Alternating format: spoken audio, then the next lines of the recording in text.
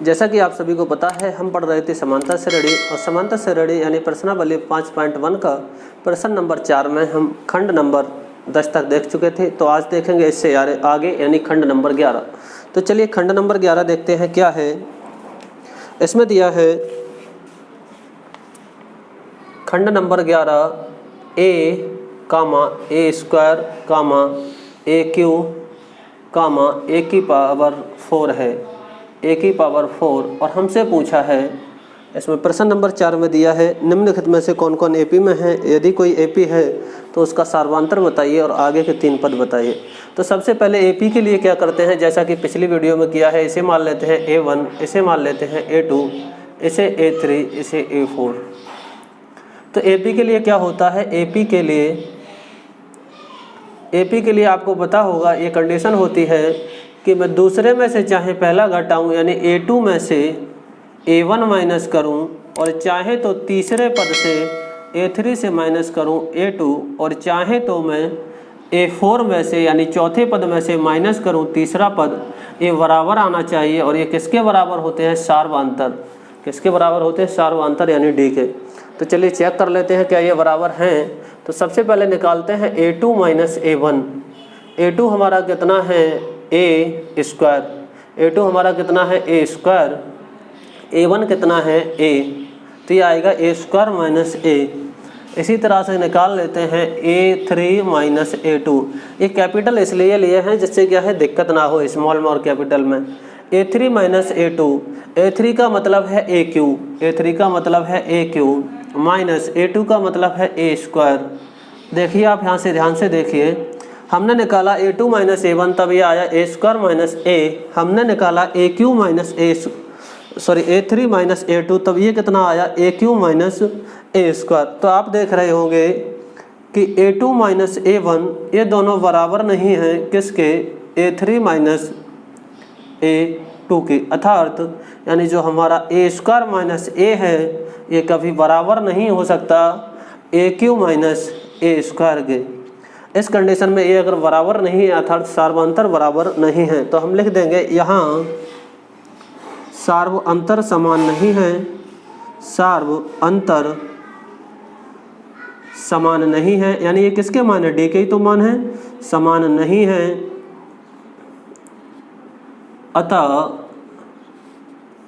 अतः एपी नहीं होगी, एपी नहीं होगी। तो मैं उम्मीद करता हूँ ये आपके लिए समझ में आया होगा, अर्थात ये समांतर श्रेणी नहीं होगी। तो चलिए चलते हैं अगले प्रश्न की ओर। इसी का जो खंड है, खंड नंबर 12। तो खंड नंबर 12 देखिए हमें क्या दिया है।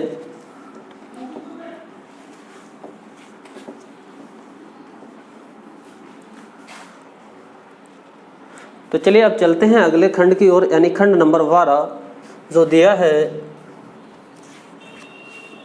√2, √8,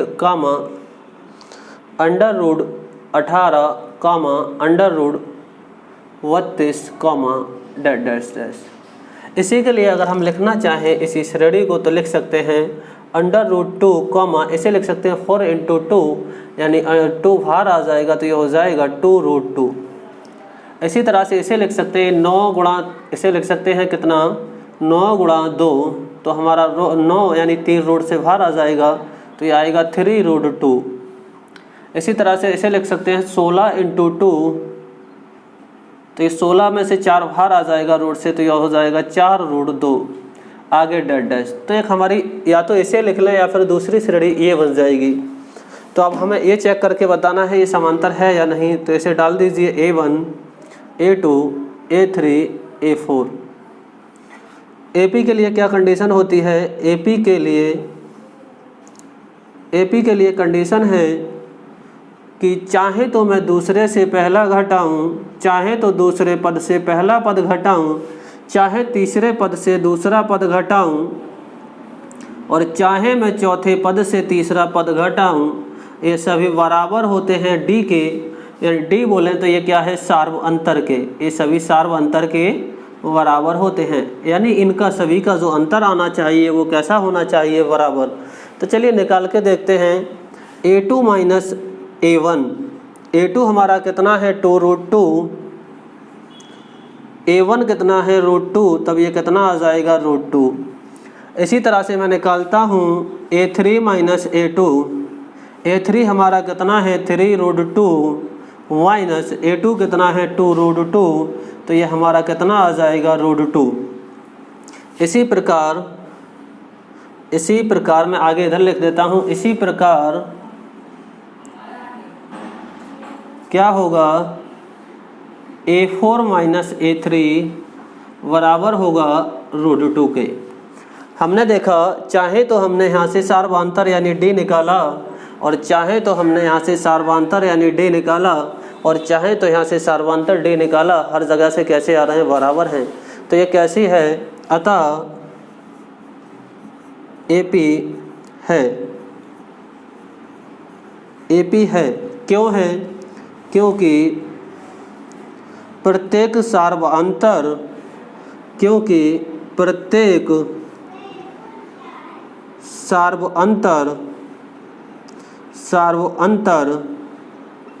समान है। कैसा है? समान है। और AP है और D अंतर है कितना, तो D बराबर है कितना यहाँ पर √2। कितना है? √2। ये कितना है? √2 है। तो अब हमें अगले 3 पद निकालना है। तो हमें दिया है 4 तक, तो हमें निकालना है 5वां पद, 6ठा पद और 7वां पद। कौन सा पद? 7वां पद। तो A5 कितना होगा? A5 होगा A + 4D के। किसके? A + 4D के। ये आपको पता होगा। nवां पद क्या होता है? nवां पद होता है A + n - 1 × D के। और nवां की जगह लिखना चाहे तो an, इसका मतलब n के स्थान पर जो रख देंगे वही पद निकल आएगा। तो हमें निकालना है 5वां पद। तो A5 बराबर होगा A + 5 - 1 × D, यानी A + 4D। A का मतलब है √2 प्लस 4 × D का मतलब है √2। ये कितना हो जाएगा? 5 √2। इसी प्रकार A6 कितना होगा? A + 5 √2। A का मतलब √2 प्लस 5 और D का मतलब है √2। तो ये कितना आ जाएगा? 6 √2। इसी तरह से हमारा कौन सा 7वां पद होगा? कितना? A + 6D। A का मतलब है पहला पद यानी √2 प्लस 6 × D का मतलब है √2। तो यहाँ √2 लगाएंगे तो ये कितना आ जाएगा? 7 √2। अतः AP के 3 पद, AP के अगले 3 पद क्रमशः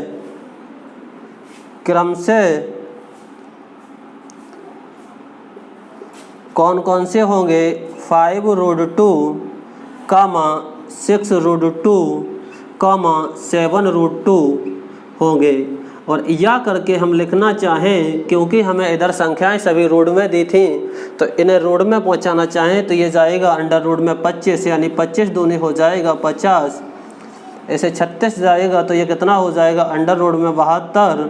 ये 49 जाएगा तो 49 दूनी कितना हो जाएगा? 98। या फिर ये, तो इस तरह से हमारे प्रश्न का आंसर हो जाएगा under root 50, under root 72, under root 98।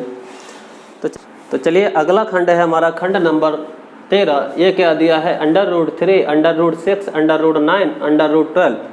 तो देखिए इसके लिए हम इस तरह से भी लिख सकते हैं अंडर रूट 3, और इसे लिखना चाहें मैं थोड़े नीचे लिख लेता हूँ अंडर रूट 3।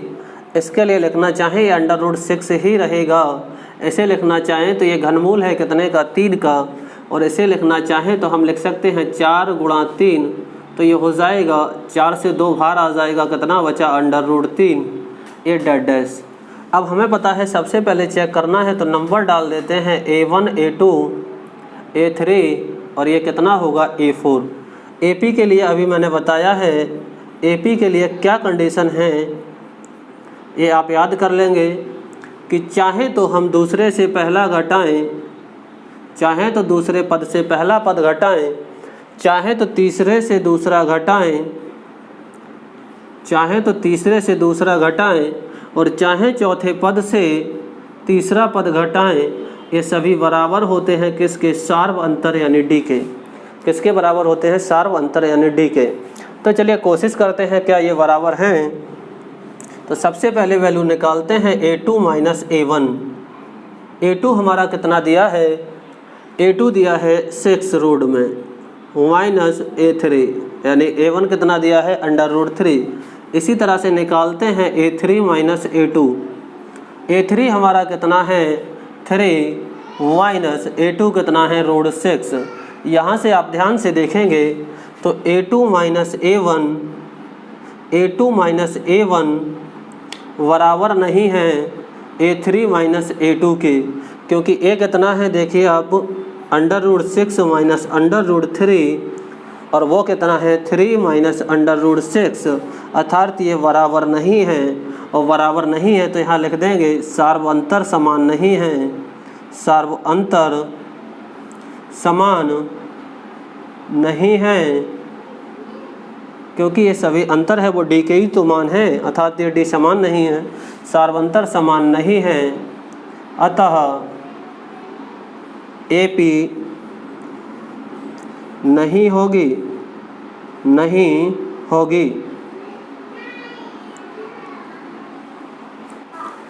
तो चलिए देख लेते हैं अगला खंड, जो कि हमारा है खंड नंबर 14। खंड नंबर 14 कितना है? इसे इस तरह से भी लिख सकते हैं, लिखना चाहें तो 1 का स्क्वायर 1 होगा, 3 का स्क्वायर 9 होगा और 5 का स्क्वायर 25 होगा, 7 का स्क्वायर 49 होगा। तो इस तरह से ये नई श्रेणी बन जाएगी। इसी को हम इस तरह से लिख सकते हैं या करके लिखना चाहें तब। अब हमें चेक करना है, तो चेक करने के लिए पहले नंबर डाल लेते हैं, फिर AP के लिए क्या होना चाहिए? A2 माइनस A1 बराबर होना चाहिए A3 माइनस A2 बराबर होना चाहिए A4 माइनस A3 के। और ये सभी किसके बराबर होना चाहिए? सार्वांतर यानी डी के बराबर होना चाहिए। चलिए एक बार चेक कर लेते हैं क्या ये सभी बराबर हैं। तो पहले निकालते हैं A2 माइनस A1। A2 हमारा कितना है? A2 है 9, A1 है 1, तो ये कितना आ जाएगा? 8। ऐसे ही निकाल लेते हैं A3 माइनस A2। A3 कितना है? A3 है 25, A2 है 9, तो ये कितना आ जाएगा? 16। अर्थात यहाँ से देख पा रहे होंगे हमने निकाला A2 माइनस A1 तब ये 8 आता है, A3 माइनस A2 कितना आता है? 16। अर्थात यानी A2 माइनस A1 बराबर नहीं है A3 माइनस A2 के, यानी जो सार्वांतर है हमारा वह समान नहीं है। अतः सार्व अंतर समान नहीं है, सार्व अंतर समान नहीं है।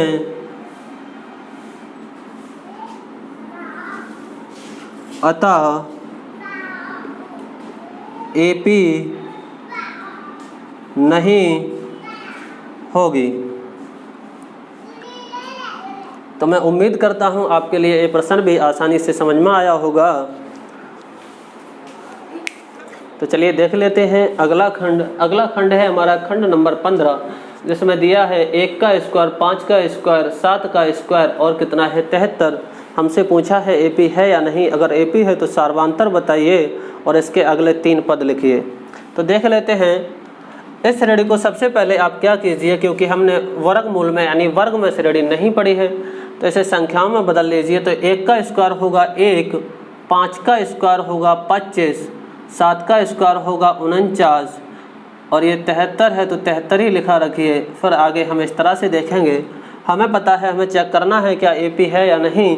तो AP के लिए क्या कंडीशन है कि इसे नंबर डाल दें सबसे पहले। तो सबसे पहले नंबर डाल दें और नंबर के बाद चेक करें कि A2 माइनस A1 बराबर होना चाहिए A3 माइनस A2 के, और ये बराबर होना चाहिए A4 माइनस A3। और ये सभी क्या कहलाते हैं? सार्वांतर, अर्थात जो हमारा D का मान है वो सभी जगह बराबर होना चाहिए। तो चेक करते हैं।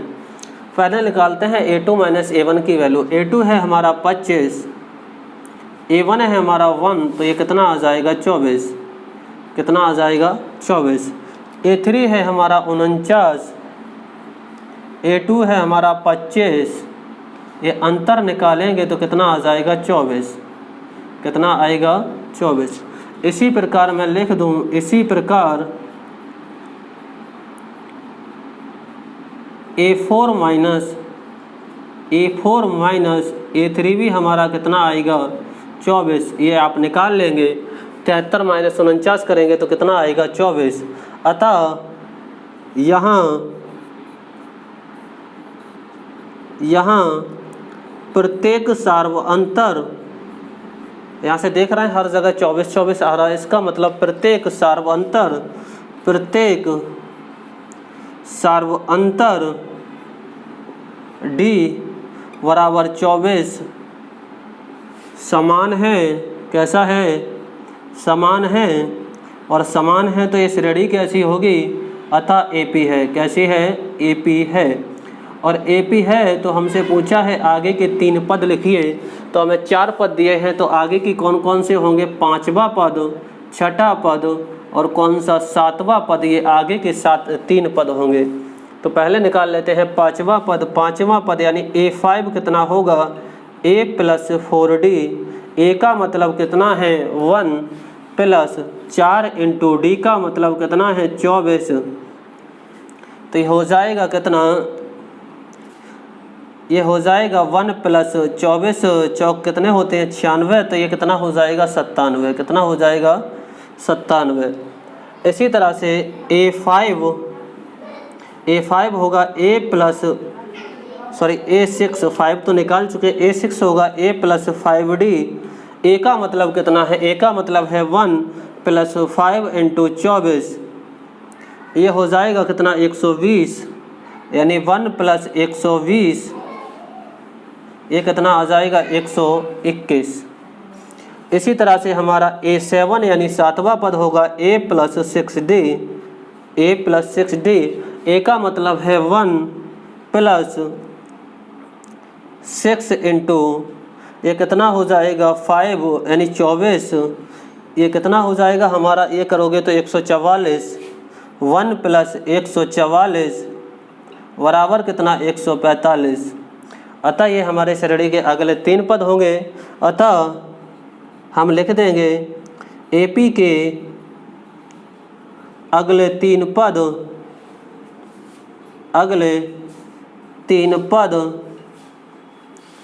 क्रमशः 97, 121, 145 होंगे।